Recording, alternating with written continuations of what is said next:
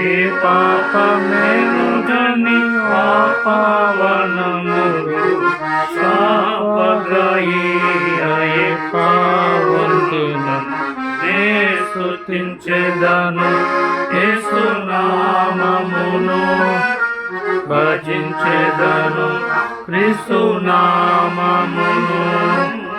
స్తుతికి యేసే యోగ్యుడని నిత్యం నే స్తుతించెదను